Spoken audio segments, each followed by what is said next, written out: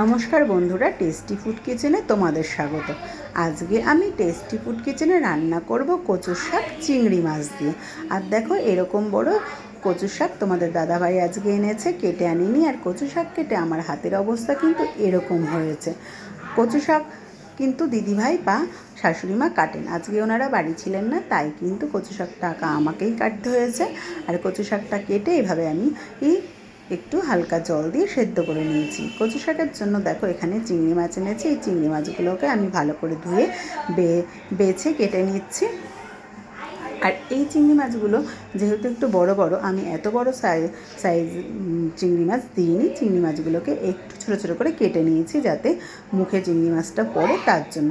মানে বড়টা তো পড়বেই, আর ছোটোটা একটু বেশি বেশি গালে পড়বে, সেই দেখে আমি একটু ছোটো ছোটো করেই চিংড়ি মাছগুলোকে কুচি কুচি করে কেটে নিয়েছি।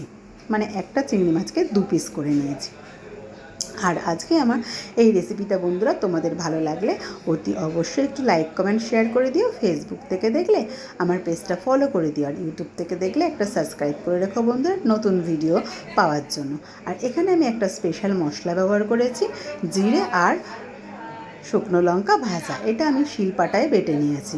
এদিকে আমি 4 চামচ মতো তেল দিয়েছি কড়াইতে, আর তার মধ্যে ফোড়ন দিয়ে দিয়েছি কালো জিরে, তেজপাতা আর 2টো শুকনো লঙ্কা। ফোড়নটা ভালো করে হয়ে গেলে আমি নুন হলুদ মাখিয়ে নিলাম মাছের মধ্যে। মাছগুলোকে ভেজে নেব, কিন্তু মাছগুলোকে খুব বেশি ভাজবো না বা ভেজে তুলেও রাখবো না। চিংড়ি মাছ বেশি ভাজলে শক্ত হয়ে যায়, তাই চিংড়ি মাছ কিন্তু খুব বেশি ভাজতে নেই। আমিও চিংড়ি মাছ খুব বেশি ভাজিনি, হালকা ভেজেই সেদ্ধ করে রাখা কচু শাকটা তুলে দেব। সেদ্ধ করে রাখা কচু শাকটা কিন্তু একটা ঝুড়ির মধ্যে রেখে দিতে হবে, যাতে এই জলটা খুব ভালো করে ঝরে যায়।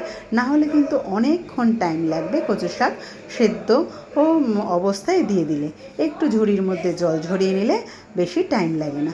আমি কিন্তু ভালো করে ঝুড়ির মধ্যে ঘন্টাখানেক রেখে দিয়েছিলাম, তারপরে একটা চামচের সাহায্যে একটু চেপে চেপেও দিয়েছিলাম। আর দেখো, কচু শাকটা একদমই শুকনো লাগছে। এবার আমি কিন্তু কচু শাকটা দিয়ে চিংড়ি মাছের সাথে ভালো করে নাড়াচাড়া করে নিচ্ছি।